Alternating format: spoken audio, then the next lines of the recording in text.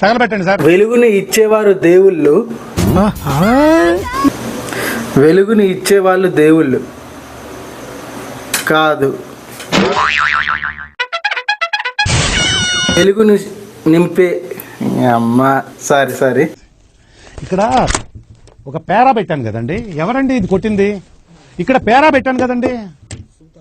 రాక్షసుల్ని ఆడించే రావణుంది కాదు, గండ్రగొడ్డలతో చేసే మూడు ఉత్సాహం సర్వనాశనం అయిపోతాయి. ఏం చేస్తారండి వీళ్ళు? జై బాలయ్య జై బాలయ్య, హై జై బాలయ్య జై బాలయ్య. ఓకే, సెకండ్ అండి. మీరు కనుక నా ఛానల్ని ఫస్ట్ టైం చేస్తున్నట్టయితే please try to subscribe our channel. ఇక లేట్ చేయకుండా and please like, share and comment also. ఇక లేట్ చేయకుండా వీడియోలోకి అయితే వెళ్ళిపోదాం.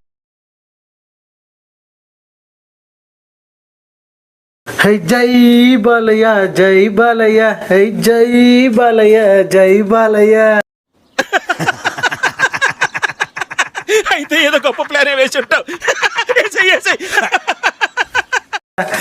అబ్బా బాలయ్య ఫ్యాన్స్ కి ఏమన్నా పండగనా అసలు. సర్ప్రైజ్ అంటే సర్ప్రైజ్ అసలు నేను కూడా ఎక్స్పెక్ట్ చేయలేదు. అసలు స్టోరీలు ఎలా సెలెక్షన్ అవుతున్నాయి, బాలయ్యను ఊహించుకొని డైరెక్టర్లు ఏ విధంగా రాస్తున్నారు. అసలు ఇప్పుడు వాళ్ళు పొద్దున్న రిలీజ్ అయిన టీజర్ చూస్తుంటే అసలు మైండ్ మత్తిపోతుంది అబ్బా. తమన్కి నిజంగా ఈ బాలకృష్ణని చూడగానే పూనకాలు వచ్చినట్టు మ్యూజిక్ బాలకృష్ణకి మాత్రం ఖతర్నాక్ ఇస్తున్నాడు అబ్బా. అసలు ఆ మ్యూజిక్ ఎలివేషన్ కానీ, ఆ బాలకృష్ణని చూపించే విధానంలో కానీ ఈ డైరెక్టర్లు కూడా హైలైట్ అనుకోవాలి. అసలుకి బాలకృష్ణకి ఇప్పుడైతే సుడి ఎట్లా తిరిగిందంటే ఏది పట్టుకుంటే అది సినిమా హిట్టే. పట్టు నువ్వు ఎంత కాకబట్టినా ఇక్కడ పడేవాళ్ళు అలా ఉన్నది.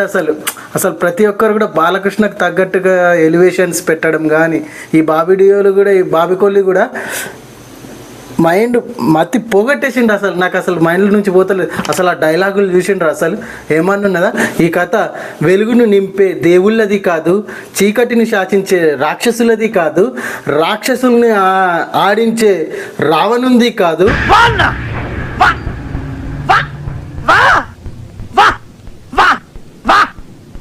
రాజ్యం లేకపోయినా యుద్ధం గెలిచిన రాజుది, గండ్రగొడ్డలి పట్టిన యమధర్మరాజుది. అసలు ఈ డైలాగ్ ఏమన్నా ఉన్నదా? ఏమన్నా ఎలివేషన్ ఉన్నదా? అసలు ఆ బాలకృష్ణ ఆ డైలాగ్ అలా చూపెట్టి ఒక్కసారిగా రౌద్రంతో చూపెట్టిన ఫేస్ని చూస్తే మాత్రము మా ఫ్యాన్స్కి మాత్రం ఇట్లా ఆగుతలేదు అసలు. ఇప్పటి నుంచి NBK 109 కాదు, ఇది డాకు మహారాజ్.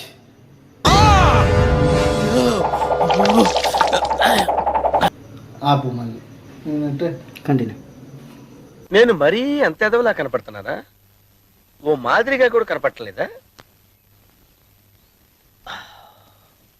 ఓకే, నాకైతే చాలా చాలా బాగా నచ్చింది. టీజర్ అయితే ఎక్సలెంట్ ఉంది. ఇక నేను ట్రైలర్ గురించి వెయిట్ చేస్తున్నా. అది ఎప్పుడెప్పుడు ఇస్తారని చూద్దాము. ఇప్పుడు సంక్రాంతికి మాత్రము గేమ్ చేంజర్ మరియు డాకు మహారాజ్ ఈ రెండిటి మధ్యలో వచ్చే పోటీ మామూలుగా ఉండదు. సంక్రాంతి వరలో కోడి పందాలు ఎట్లుంటుందో ఇప్పుడు గేమ్ రామ్ చరణ్ మరియు బాలకృష్ణల మధ్య ఆ విధంగా పోటీ ఉంటుంది. కానీ ఈ పోటీలో ఎవరు గెలుస్తారో మీకు ఏమనిపిస్తుందో కింద కామెంట్ కూడా చేయండి. నాకు మాత్రం ఈ రెండు సినిమాలు పోటీ పడి రెండిటికి రెండు హిట్ అయితే మాత్రం సంక్రాంతి అంటే సంక్రాంతి అబ్బా. సో ఈ సంక్రాంతి డబల్ మజా చూడబోతున్నాము. అప్పటి వరకు అయితే ఇది నా వీడియో. Thank you friends.